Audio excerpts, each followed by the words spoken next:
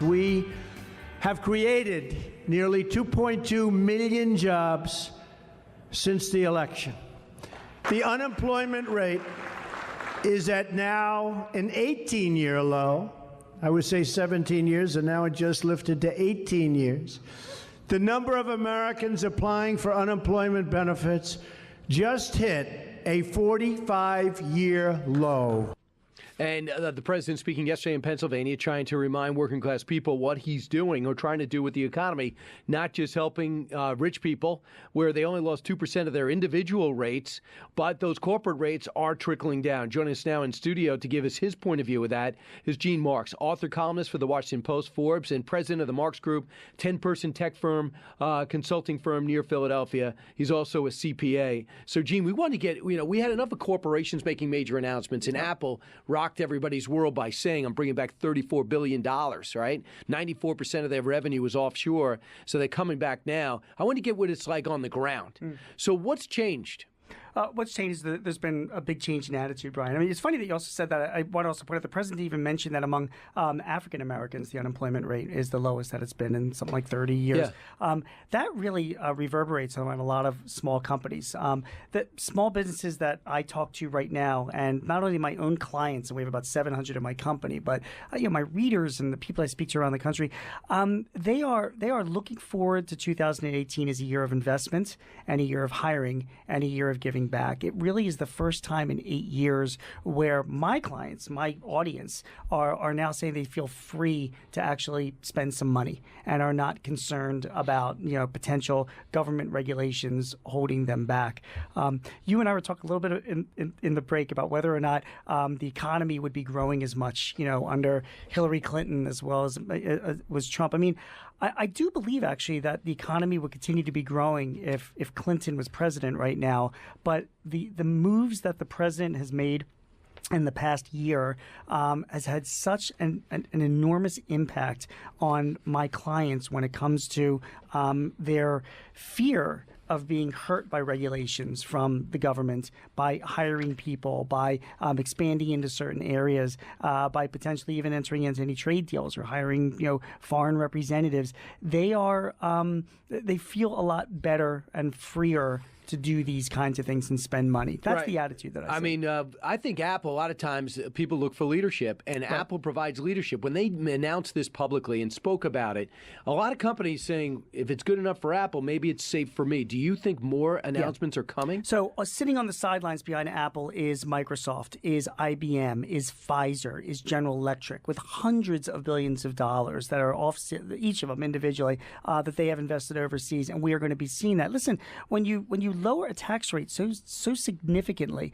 not only to bring the money back, but then also combine it with a lower corporate tax rate, which is what tax reform did, you are giving these companies now the incentive to take the money back to the states, but then invest it in infrastructure. Is exactly what Apple said they're going to do. And the fear was that they were just going to maybe buy back their stock. Which is ridiculous as well. First of all, their stock prices are relatively high. I mean, it could be going higher, but it's, buying back their stock. But I was always saying, okay, if they want to buy back their stock, what does that mean? They're giving money back to their investors? I mean, what are their investors going to do with the money? I mean, aren't they going to invest? Aren't they going to be spending their money? Aren't they going to be saying, how does that not help the economy as well by bringing even if it they back decide home? to do that? That's a great point. To do that, it's ridiculous. So Plus, it firms up their balance sheets as well. It's a good thing. Right, that's a good thing. And also, we understand more companies are upping their 401k contributions from the company side. These are things that happen to the everyday people. There's very few multimillionaires, billionaires that are listening to us right now. Right. And a lot of people going paycheck from paycheck, and that matters, doesn't it? So let me tell you something. If you own a small business or if you are working for a small business, okay, you need to consider this. We've been hearing in the news right now these companies doing bonuses, right, for their employees, which is a very, very good thing to do. Here's the thing. Remember what the tax law is. If your business is on the accrual basis of accounting, talk to your accountant about this. Most small businesses, many of them are. You can actually declare a bonus now. You don't have to pay it out until March 15th, but you can take the deduction back in 2017, which is why companies like Comcast and Verizon and other big corporations are doing this. They're saying, hey, listen, tax rates are going down in 2018. They still were higher in 2017. Let's take the deduction while we can. You can do this too if you're a small business owner, and if you're working for a small business, talk to your boss about doing it too, because it's an enormous tax incentive to do that. Not only that, it's a great thing to do to pay back to your your employees. And one final thing, you mentioned 401ks. You don't have to pay out cash. You can actually contribute money to your employees' 401k accounts as well. And we all need those retirement savings. I'm just saying that's what I have here, Yep. that more and more companies are saying, hey, we increased our contribution. And they're doing that. I mean, again, it's great that they're doing that. Tax reform is driving that, but business smarts are driving that too, because they're realizing that we can still do it right now and get a deduction when rates were Good. higher. I don't care. Do it. Whatever Do your it. incentive is. Totally. Visa, Nationwide, AutoNation are doing that. So Eric called up Nancy Pelosi, who just said a few days ago, you know those incentives that you're talking about? It's nothing. In terms of the bonus that corporate America received versus the crumbs that they are giving to workers to kind of put the schmooze on is so pathetic. It's so pathetic. It's just not the case, is it? And frankly, Brian, when I look around the studio that you're in and I see the people that work here at this company, like any larger company, They're all broke. Right, You guys they're are all all broke, broke. right? They all deserve Yeah, a raise. I'm right. saying right now on Yes. record. But really, what happens is that when people get money in any form, whether it's a bonus or retirement savings, but let's say it's a bonus, what are they going to do? Turn that into cash and stick it on their mattress? I mean, they go home to their neighborhoods and communities, and they go out to restaurants and they buy pizzas and they get that home repair work done, and all of that money gets spent towards the economy and, frankly, towards small businesses, who are my audience. Right. It's of course, it has an enormous impact on the economy. So how do the stats look? As you say, you're a CPA too, but a lot of people say, well, the stock market really doesn't attract, doesn't really affect a lot of people in America. What's the truth? Has an enormous impact on America. It's more psychological than anything else, Brian. And I'll speak to this as a small business owner. My company, we sell technologies, databases and software, to small businesses, right? If you're my client, you are more apt to spend money with me this year if you're feeling a little richer. That's just human nature. If the stock market was, 2/3 of what it was, or if there was a big drop in the stock market, that will impact your spending thoughts. And therefore, I'm going to be impacted because of that. So there's a huge psychological impact by having the markets where they are right now. And by the way, we're talking to Gene Marks, author, columnist, Washington Post. You see him in Forbes, president of the Marks Group. Just about a sense of what's on the ground, politics aside, and how it's affecting everyone. We know the S&P has been surging 23%. The market's up even at a higher rate. Dow Jones hit this incredible level of 26,000. Many experts like you have said in the past, I never think it's going to get that high, but You're that's right. happening. You're What right. about home prices? How have you seen, because the price of homes are going up, which might make some of them unaffordable. However, if I own a home, I'm kind of happy about this, right? Yeah, first of all, it's 6 of one, half dozen of the other. I mean, you see your property values go up, but then you think to yourself, well, if I sell my house, where am I going to buy? Because property values have gone up. Home prices are very, very, you have to be very careful when you look at home prices. But it's the same thing when people ask me about how small businesses are doing.